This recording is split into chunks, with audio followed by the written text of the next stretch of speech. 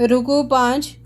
اے لوگو جو ایمان لائے ہو، ان کافروں سے جنگ کر یہاں تک کہ فتنہ باقی نہ رہے۔ فتنے کو ختم کرنا ہے، اس کا بھی ہم بار بار ذکر قرآن میں پڑھ رہے ہیں۔ فتنہ وہ ہے جو لوگ کوشش کرتے ہیں کہ اسلام کی راہ میں رکاوٹیں ڈالیں اور اسلام کی راہ میں رکاوٹ بنے، ان کے خلاف جنگ کرو۔ تو ایسے رکاوٹوں کے لیے ہمیں کوشش کرنا ہے کہ ان کو سٹاپ کریں۔ جو ان رکاوٹوں پہ کوشش کرتا ہے وہی جہاد فی سبیل اللہ کہا جاتا ہے۔ اللہ کے راہ میں جہاد کرنا اسی کو کہا جاتا ہے۔ جب تک ساری دنیا مسلمان نہ ہو جائے تو ہمیں یہ جہاد کرتے رہنے کا حکم ہے، اور کب تک؟ آخری سانس تک ہمیں کوشش کرتے رہنا ہے پوری دنیا مسلمان بنے، اور اسی کوشش کا پوچھ ہونے والی ہے۔ خیر امت کا لقب اسی کوشش کے بدولت اللہ تعالیٰ نے ہمیں دے رکھی ہے۔ اے لوگو جو ایمان لائے ہو، ان کافروں سے جنگ کرو یہاں تک کہ فتنہ باقی نہ رہے اور دین پورے کا پورا اللہ کے لیے ہو جائے۔ جنگ بدر میں جو کچھ پیش آیا وہ اس لیے تھا کہ جس بات کا فیصلہ اللہ کر چکا تھا اسے ظہور میں لے آئے، تاکہ جسے ہلاک ہونا ہے وہ دلیل روشن کے ساتھ ہلاک ہو، اور جسے زندہ رہنا ہے وہ دلیل روشن کے ساتھ زندہ رہے۔ اس وقت اللہ تم لوگوں کی نگاہوں میں دشمنوں کو تھوڑا دکھایا اور ان کی نگاہوں میں تمہیں کم کر کے پیش کیا، تاکہ جو بات ہونی تھی اسے اللہ ظہور میں لے آئے۔ 313 تھے تو کافروں کے لیے 1000 دکھے، اور کافر جو 1000 تھے مسلمانوں کے لیے 300-400 لگے۔ یعنی یہ اللہ تعالیٰ جوش لوگوں میں دلانا تھا، حوصلہ باقی رکھنا تھا، اس وجہ سے یہ کام کیا گیا غزوہ بدر میں۔ رکوع 6۔ اے اہل ایمان، جب کسی گروہ سے تمہارا مقابلہ ہو تو ثابت قدم رہو اور اللہ کو کثرت سے یاد کرو، اللہ اور اس کے رسول کی اطاعت کرو، آپس میں جھگڑو نہیں، ورنہ تمہارے اندر کمزوری پیدا ہو جائے گی اور تمہاری ہوا اکھڑ جائے گی۔ جنگ سے پہلے شیطان انہیں اکسا رہا تھا کہ آج تم پر کوئی غالب نہیں آ سکتا، اور یہ کہ میں تمہارے ساتھ ہوں، لیکن جب آمنا سامنا ہوا تو وہ الٹے پاؤں پھر گیا۔ یہ شیطان کی بہکاتا ہے لیکن وعدے دلاتا ہے، وعدے پورے نہیں ہوتے، اس کے دھوکہ دے کے چلا جاتا ہے، اور کہنے لگا کہ میرا تمہارا ساتھ نہیں ہے۔ اس نے فرشتوں کو دیکھا تھا جو اس جنگ میں اترے تھے، اور وہ ڈر گیا اور پیچھے ہٹ گیا۔ میں وہ کچھ دیکھ رہا ہوں جو تم لوگ نہیں دیکھتے، مجھے خدا سے ڈر لگ رہا ہے۔ رکوع 7۔ منافق اور وہ لوگ جن کے دل میں روگ لگا ہوا ہے مسلمانوں کو دیکھ کر کہتے ہیں کہ ان لوگوں کو تو ان کے دین نے خبط میں مبتلا کر رکھا ہے۔ جو کچھ کافروں کے ساتھ ہوا وہ ایسا ہی ہے جیسے پہلے کے سرکش لوگوں کے ساتھ پیش آتا رہا ہے، اور ان کی منکر آیات الہی ہونے پر اللہ نے انہیں پکڑ لیا ہے۔ یہ مثالیں ہیں جو اللہ تعالیٰ ہمیں دے رہا ہے، دیکھو کیسے میں نے پکڑا ہے، کیسے میں نے انہیں برباد کر دیا، صفحہ ہستی سے مٹھا دیا، اور ان کی حرکتیں کیا تھی۔ تو ہمیں اپنے آپ کو کانشیس بنا لینا چاہیے کہ کہیں ہم تو ان گناہوں میں مبتلا نہیں ہیں۔ اللہ کی یہ بھی سنت ہے کہ وہ کسی نعمت کو جو اس نے کسی قوم کو عطا کی ہے اس وقت تک نہیں بدلتا جب تک وہ قوم خود اپنے طرز عمل کو نہیں بدل لیتی، جب تک خود کی خواہش نہیں ہوتی بدلنا۔ یعنی یہ جو لوگوں کے اندر نیتوں کا فتور ہوتا ہے نا، نیتیں صحیح نہیں ہوتی، تو اس سے 2 چیزیں سامنے آتی ہیں۔ نیت کے صحیح نہ ہونے کی وجہ سے جب تک فرما بردار رہنے کا اللہ تعالیٰ حکم دیتا ہے نہیں رہتے، جب نہیں رہتے تو اللہ تعالیٰ نعمتوں کو چھین لیتا ہے، اور جب نعمتوں کو چھین لیتا ہے پھر عذاب کی طرف ان کو ڈھکیلتا چلا جاتا ہے۔ دوسری چیز ہے جو قوم بدحالی اور مصائب کا شکار ہے، جب تک وہ خود کوشش نہیں کرتی کہ ہم اس بدحالی اور اس پریشانی سے ہم اپنے آپ کو باہر لا سکیں، ٹھیک ہے، پریشانی سے خود کو باہر لانا پڑتا ہے۔ کچھ نہیں ہے، کچھ ہوا نہیں ہے میرے ساتھ، جو بھی ہونا ہے وہ اللہ تعالیٰ کی مرضی سے ہوا ہے، ایسا لوگ سمجھیں گے اور بدحالی سے اپنے آپ کو باہر لانے کی کوشش کریں گے تو اللہ بھی ان کی حالت کو بدلے گا۔ اگر نہیں اسی میں روتے دھوتے بیٹھنے کی عادت بنا لیں گے تو اللہ تعالیٰ بھی اس کو مدد نہیں کرے گا۔ اللہ کے نزدیک زمین پر چلنے والی مخلوق میں سب سے بدتر وہ لوگ ہیں۔ دیکھیے اسی صورت میں 3 دفعہ یہ ان بدترین لوگوں کا ذکر کیا گیا ہے جنہوں نے حق کو ماننے سے انکار کر دیا ہے، اور تینوں جگہ پر بھی وہی ذکر ہے جو حق کا انکار کرتا ہے اور کسی طرح وہ اسے قبول کرنے کے لیے تیار نہیں ہے۔ جو لوگ مسلمانوں سے کیے گئے معاہدے کو ہر موقع پر توڑ دیتے ہیں، اگر وہ تمہیں لڑائی میں مل جائے تو ایسی قبر لو ان کی کہ ان کے بعد دوسرے لوگ ایسی روش نہ اختیار کرے۔ رکوع 8۔ تم لوگ جہاں تک ممکن ہو زیادہ سے زیادہ طاقت اور تیار گھوڑے ان کے مقابلے کے لیے مہیا رکھو، تاکہ ان کے ذریعے سے اپنے دشمن کو اور دوسرے اعداء کو خوف زدہ کرو۔ اگر دشمن صلح اور سلامتی کی طرف مائل ہو تو تم بھی اس کے لیے آمادہ ہو جاؤ۔ وہی اللہ ہے جس نے مومنوں کے دل ایک دوسرے کے ساتھ جوڑ دیے ہیں۔ اگر تم روئے زمین کی ساری دولت بھی خرچ کر ڈالتے، ان لوگوں کے دل نہ جوڑ سکتے تھے، مگر وہ اللہ ہے جس نے ان لوگوں کا دل جوڑ دیا ہے۔ رکوع 9۔ اے نبی صلی اللہ علیہ وسلم، مومنوں کو جنگ پر ابھارو۔ اگر تم میں سے 20 آدمی صابر ہو تو وہ 200 پر غالب آ جائیں گے۔ اگر 100 آدمی ایسے ہو تو منکرین حق کے 1000 آدمیوں پر بھاری رہیں گے۔ لیکن اگر تم میں کمزوری ہے تو تم میں 100 آدمی صابر ہوں گے۔ دین کی دعوت کے لیے اپنے آپ کو مضبوط بنانا بہت ضروری ہے۔ اگر ہم مضبوط نہیں رہیں گے، اگر ہم ڈرپوک رہیں گے اور ہم ادھر ادھر تھالی کے بیگن بنیں گے تو پھر اللہ تعالیٰ ہماری مدد نہیں کرے گا۔ تو دیکھیں، جو اسٹرانگ ہوتا ہے وہ ایک آدمی کئی لوگوں پر بھاری پڑ جاتا ہے، 1-2 پہ بھاری پڑتا ہے، 10-20 پہ بھاری پڑتے ہیں، 100 ہزاروں پر بھاری پڑ جاتا ہے۔ تو اسٹرانگ ہونا ضروری ہے۔ تو وہ 200 پر اور 1000 آدمی ایسے ہوں تو 2000 پر اللہ کے حکم سے غالب آئیں گے۔ کسی نبی کے لیے یہ زیب نہیں ہے کہ اس کے پاس قیدی ہوں جب تک وہ زمین میں دشمنوں کو اچھی طرح کچل نہ دے۔ رکوع 10۔ جن لوگوں نے ایمان قبول کیا اور ہجرت کی اور اللہ کی راہ میں اپنی جانیں لڑائیں اور اپنے مال کھپائے، اور جن لوگوں نے ہجرت کرنے والوں کو جگہ دی، ان کی مدد کی، وہی دراصل ایک دوسرے کے ولی ہیں۔ جو مسلمان دارالہجرت کے باہر ہے، اگر وہ دین کے معاملے میں مدد مانگے تو ان کی مدد کرنا تم پر فرض ہے۔ جو لوگ منکرین حق ہے وہ ایک دوسرے کی حمایت کرتے ہیں۔ اللہ کی کتاب میں خون کے رشتے ایک دوسرے سے زیادہ حقدار ہے۔ یقیناً اللہ ہر چیز کو جانتا ہے۔ نیکسٹ سورہ توبہ۔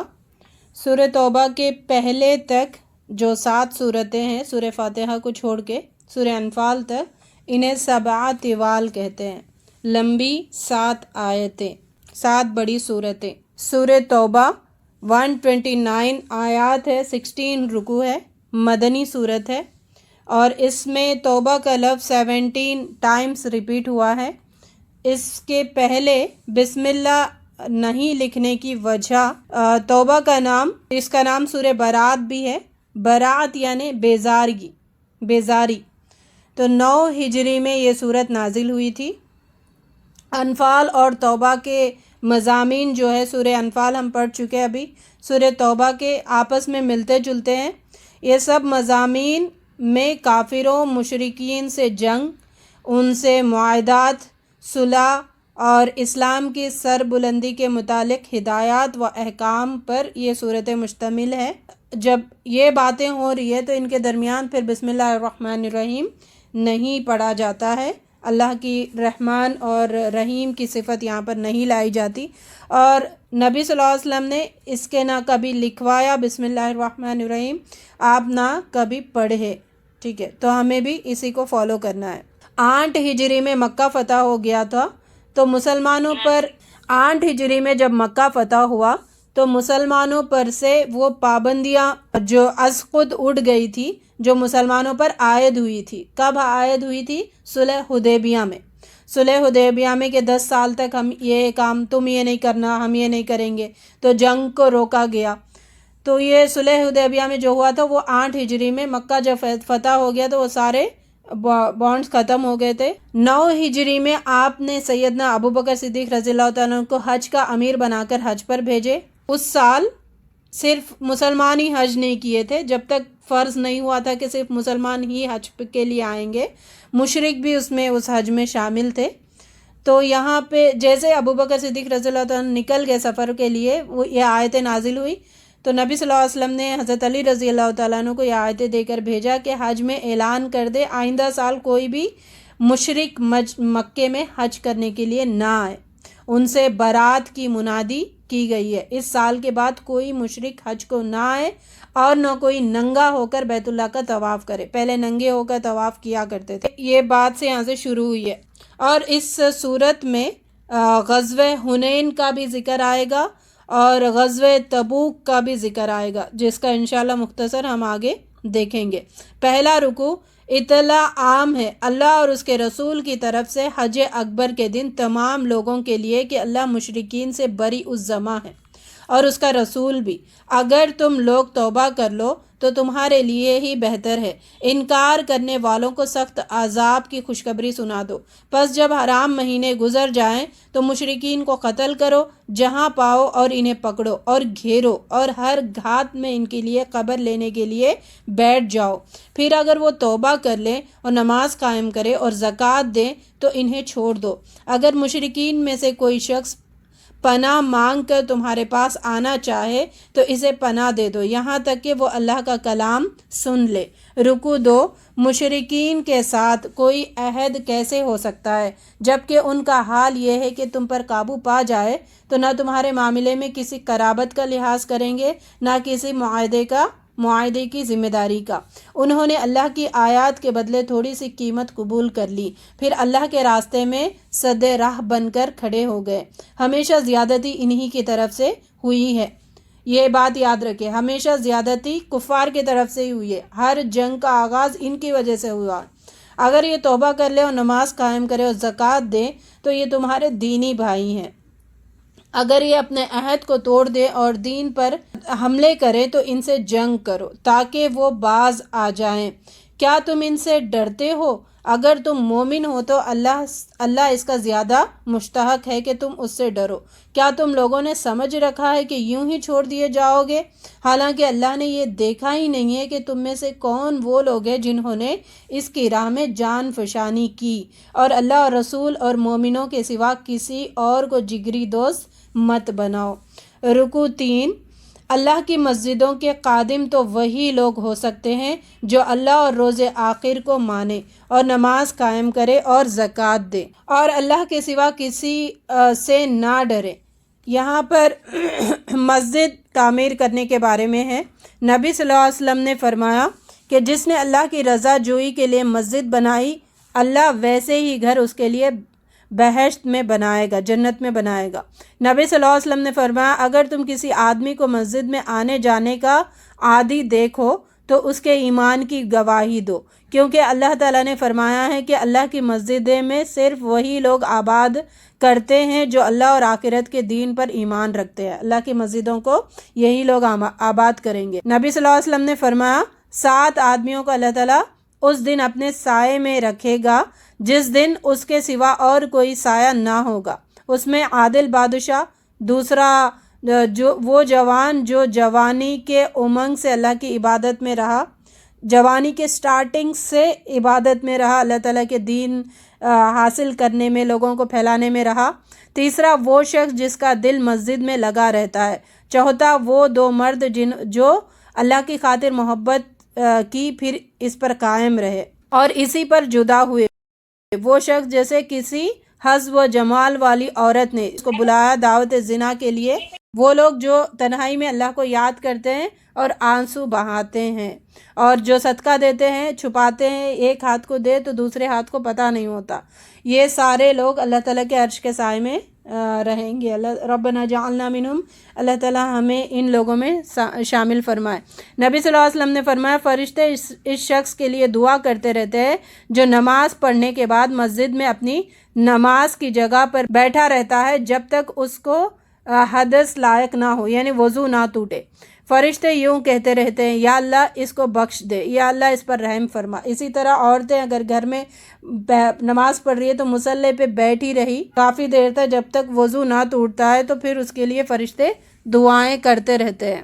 یہ مسجد بنانے والوں کی فضیلتیں ہیں۔ وہ مشرک جو حاجیوں کو پانی پلاتے ہیں اور مسجد حرام کی مجاوری کرتے ہیں، اور وہ جو ایمان لاتے ہیں اللہ پر اور روز آخر پر اور اللہ کے راستے میں جان فشانی کرتے ہیں، اللہ کے نزدیک دونوں برابر نہیں ہیں۔ اے اہل ایمان، یعنی جو سٹرگل کرتے ہیں، جہاد کرتے ہیں، کوششیں کرتے ہیں، وہ اور بیٹھے رہتے ہیں، وہ ایکول نہیں ہیں۔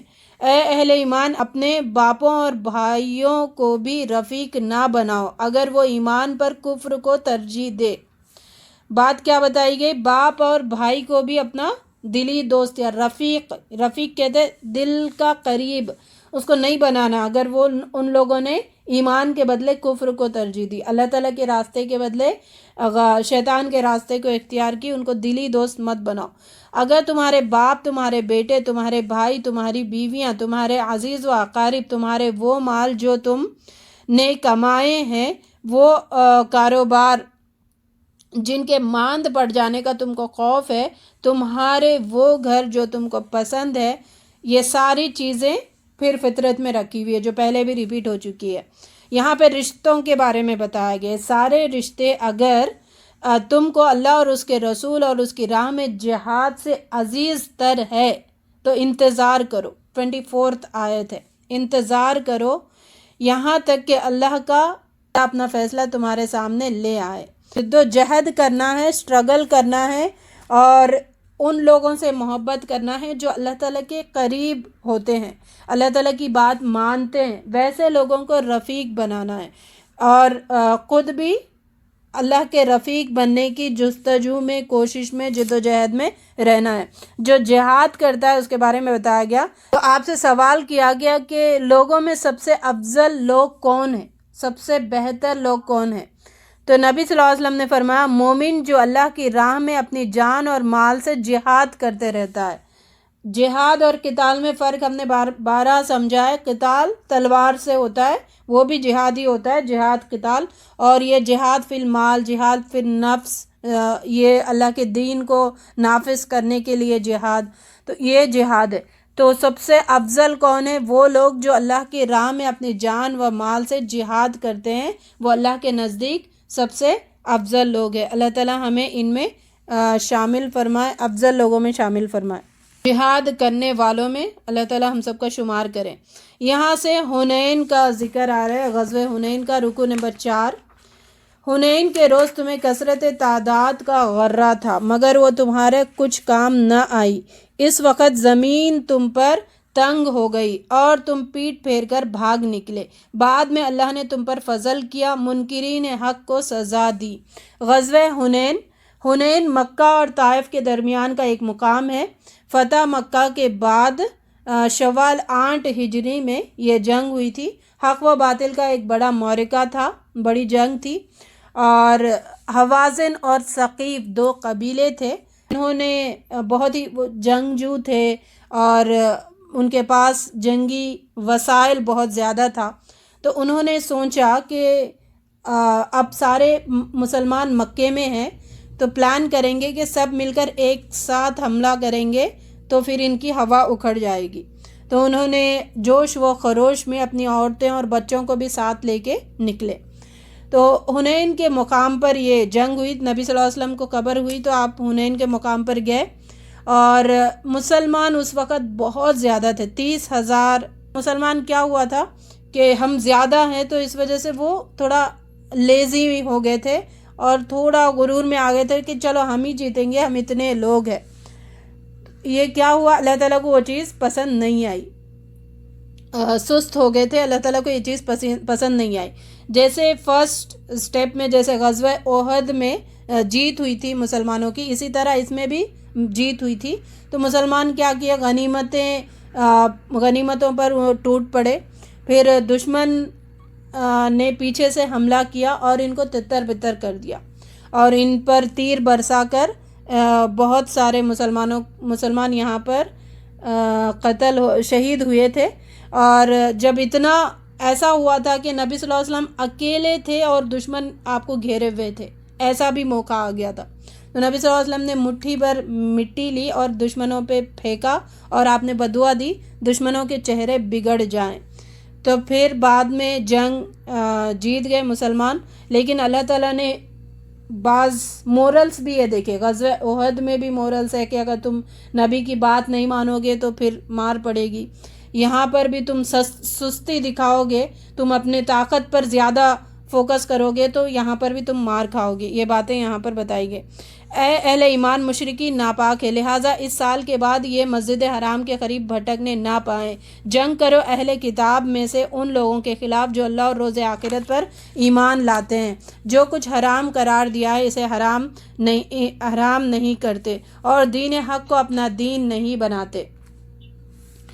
ان سے لڑو یہاں تک کہ وہ جزیہ دیں اور چھوٹے بن کر رہیں۔ رکوع 5۔ لوگ چاہتے ہیں کہ اللہ کی روشنی کو پھونکوں سے بجھا دے، مگر اللہ اپنی روشنی کو مکمل کیے بغیر ماننے والا نہیں ہے، خواہ وہ کافروں کو کتنا ہی ناگوار ہو۔ وہی اللہ ہے جس نے اپنے رسول کو ہدایت اور دین حق کے ساتھ بھیجا تاکہ اسے پوری جن سے دین پر غالب کر دے۔ مشرکین کو اتنا ہی ناگوار ہو جتنا بھی مشرکین کو ناگوار ہو، اللہ تعالیٰ اپنے نور کو باقی رکھتا ہے، یعنی روشنی جلا کر رہتا ہے، ہدایت کی روشنی کو نافذ کر کے رہتا ہے۔ اور نبی صلی اللہ علیہ وسلم کے بعثت کا مقصد ہی یہ ہے کہ جو اندھیرے ہیں وہ چلے جائیں اور روشنی غالب آ جائے۔ دین کو غالب کرنے کا یہ بعض اصول ہے، اگر ہم دین کو غالب کرنا چاہتے ہیں تو ان پوائنٹس کو نظر میں رکھیں۔ جب تک اور جہاں تک مسلمان اپنے نظام زندگی اسلامی نظریات کے مطابق ڈھالیں گے، اس حد تک مسلمانوں کو غیر مسلم اقوام پر سیاسی بالادستی اور برتری حاصل نہیں ہوگی۔ جب تک ہم اپنے دین کے احکام پر مضبوطی سے جمے رہیں گے تو دوسروں کو ہمیں ہلانے کی اتنی طاقت نہیں ہوگی، وہ نہیں ہلا سکتے۔ ہم نے دین کو پورا لیا ہوا ہی نہیں ہے نا، اصول پر ہم چل ہی نہیں رہے تو پھر غالب کیسے ہوں گے؟ غالب ہونا ہے تو اصول پر چلنا لازم ہے۔ پورے جنس دین پر غالب کر دے، مشرکین کو کتنا ہی ناگوار ہو، جو سونے چاندی کو جمع کر کے رکھتے ہیں اور انہیں خدا کی راہ میں خرچ کرتے ہیں، ایک دن آئے گا اسی سونے چاندی پر جہنم کی آگ دہکائی جائے گی، پھر اسی سے ان لوگوں کے پیشانیاں، پہلو اور پیٹھوں کو داغا جائے گا۔ یہ ہے وہ خزانہ جو تم نے اپنے لیے جمع کیا تھا، گنجا سانپ بنے گا، اور گنجے سانپ کو نبی صلی اللہ علیہ وسلم فرماتے ہیں کہ وہ گلے کا توق بن جائے گا، گلے کا پٹا۔ پھر وہ جبڑوں کو پکڑ کر کہے گا، میں تیرا انا کنزک انا مالک، میں تیرا مال ہوں، میں تیرا خزانہ ہوں۔ تو سونے چاندی کے اللہ تعالیٰ سے پلیٹس بنائیں گے تختیوں کی طرح، اس کو آگ میں گرم کر کے ان کی پیشانیوں پہ پیٹھوں پر داغا جائے گا۔ جب وہ ٹھنڈے ہو جائیں گے پھر دوبارہ گرم کریں گے، پھر داغا جائے گا۔ اللہ تعالیٰ ہم سب کو زکوٰۃ ادا کرنے والوں میں شامل کرے۔ اب اپنی سمیٹی ہوئی دولت کا مزہ چکھو۔ جب سے اللہ تعالیٰ نے کائنات پیدا کی ہے، مہینوں کی تعداد اللہ کے نوشتے میں 12 ہی ہے۔ اللہ تعالیٰ نے جب سے دنیا بنائی ہے، جبھی سے اللہ تعالیٰ نے 12 منتھس بھی مقرر کر دیے۔ اور اسلامک کیلنڈر قمری سال ہوتا ہے، لونار کیلنڈر ہوتا ہے، سولار کیلنڈر نہیں ہوتا۔ یعنی قمری سال اور شمسی سال میں 10 دن کا فرق ہوتا ہے، 10 دن کم ہوتے ہیں قمری سال میں۔ جب تمہیں اللہ کی رکوع 6، اے اہل ایمان، جب تمہیں اللہ کی راہ میں نکلنے کے لیے کہا گیا تو تم زمین میں چمٹ کر رہ گئے۔ یہاں سے آ رہا ہے غزوہ تبوک کا، انشاءاللہ تلاوت سنیں گے پھر آگے۔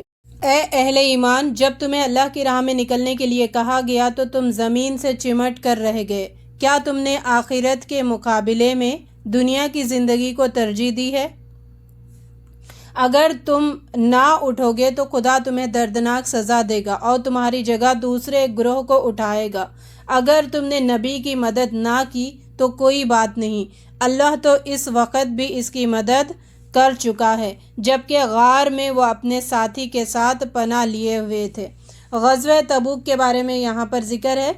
جب حنین فتح ہونے کے بعد عرب میں اسلام کا ایک دبدبہ ہو گیا تھا، اور جو شام کے سرحد سیریا پر بسنے والے جو عرب قبائل ہیں، ان کے بادشاہ جو تھے غسان کا ایک قبیلہ جو کیسر اور روم کے ماتحت تھا، مسلمانوں کی کامیابی کو اپنے لیے عظیم خطرہ انہوں نے سمجھا اور انہوں نے پلان کیا کہ اسلام کی کمر اب توڑ دیں گے، تو ایک فیصلہ کن جنگ ہونا ہی چاہیے اب، تو اس کی تیاری انہوں نے شروع کر دی۔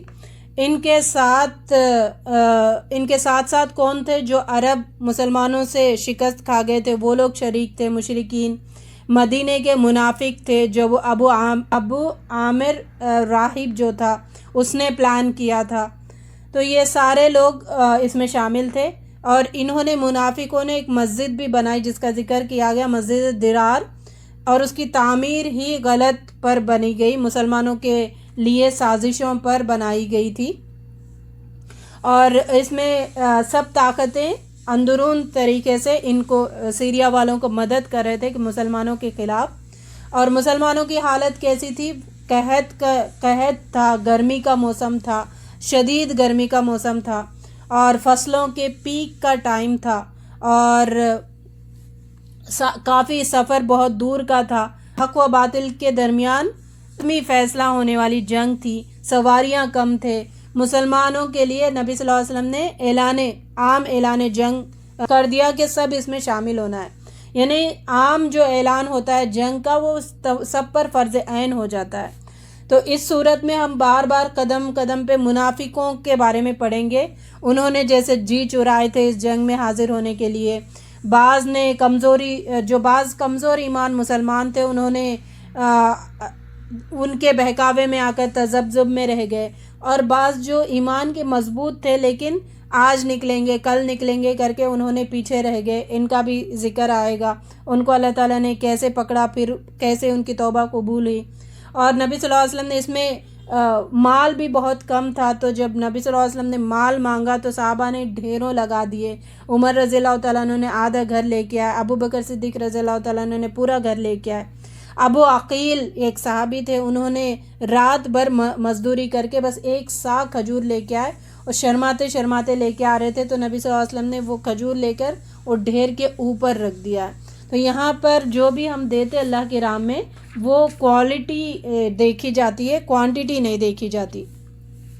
تو یہ غزوہ تبوک ہے، اس میں جنگ نہیں ہوئی، یہ لوگ مسلمان وہاں پر پہنچے تھے اتنا سفر کر کے، لیکن وہاں پر جنگ نہیں ہوئی تھی، وہ لوگ آئے ہی نہیں ڈر کے۔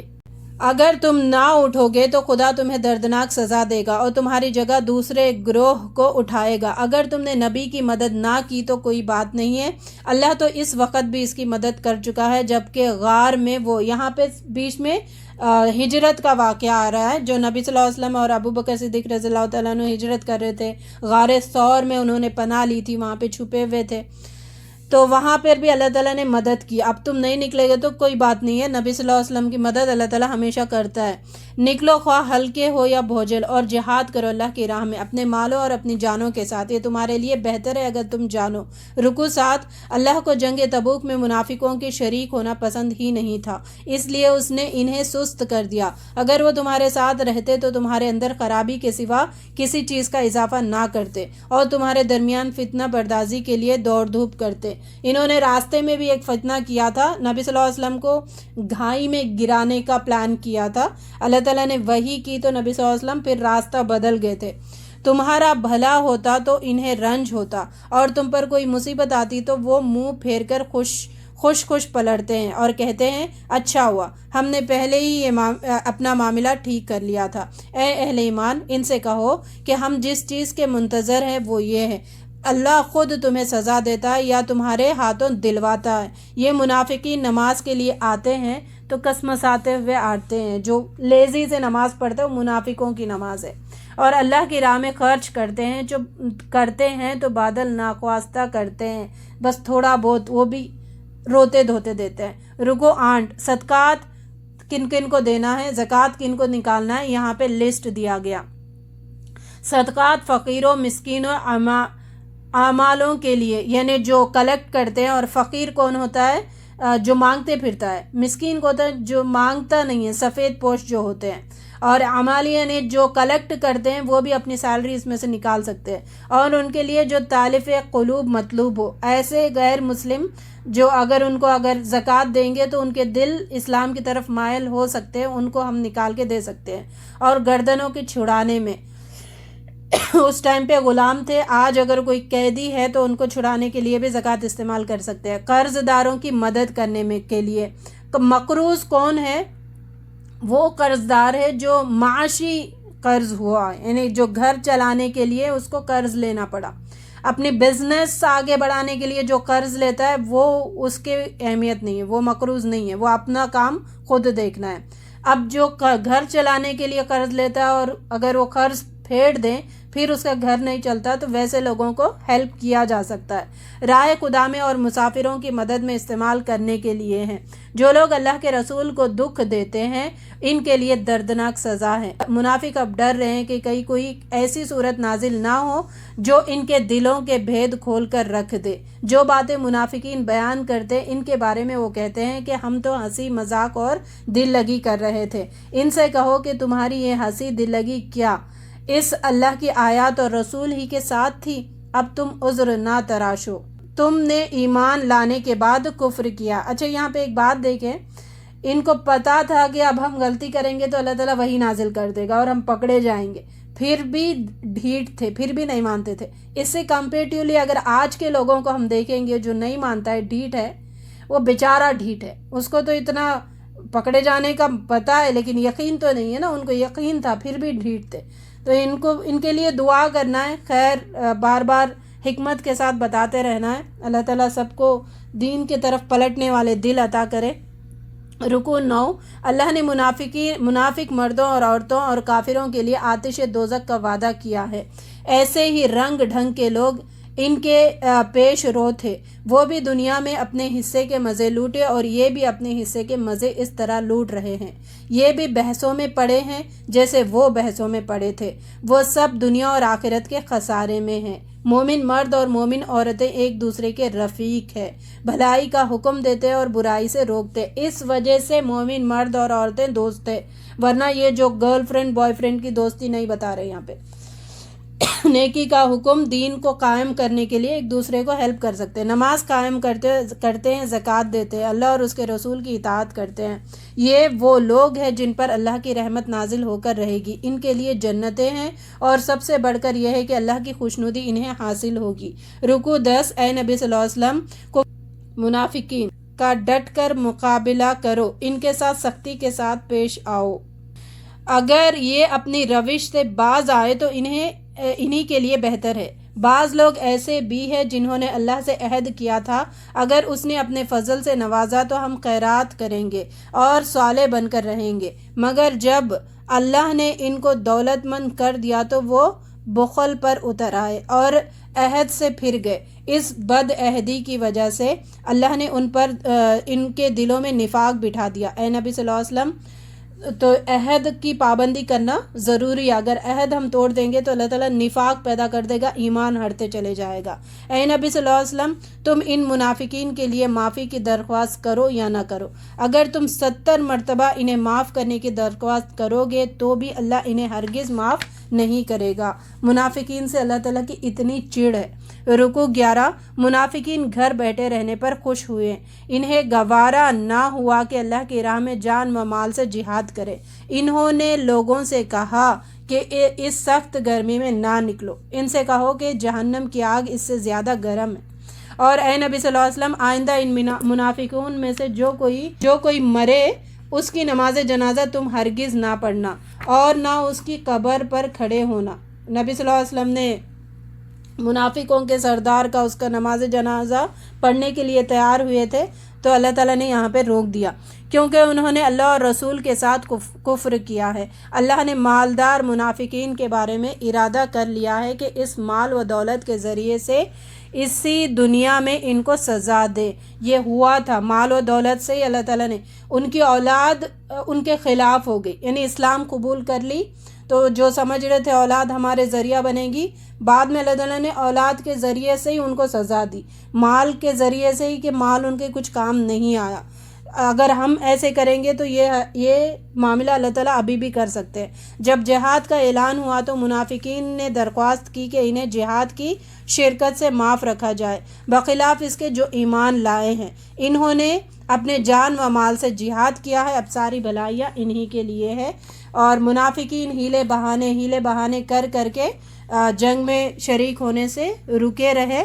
جو نئے مسلمان تھے، ایمان جن کا مضبوط نہیں تھا، وہ ان کی باتوں میں آ گئے، اور بعض مسلمان جو کل انشاءاللہ پڑھیں گے اس کا۔ بارک اللہ لی و لکم فی القرآن العظیم ونفعنی و ایاکم بالآیات و ذکر الحکیم۔ اللہم انفعنی بما علمتنی وعلمنی ما ینفعنی وزدنا علما۔ سبحان ربک رب العزت عما یصفون وسلام علی المرسلین والحمد للہ رب العالمین۔ السلام علیکم ورحمۃ اللہ وبرکاتہ۔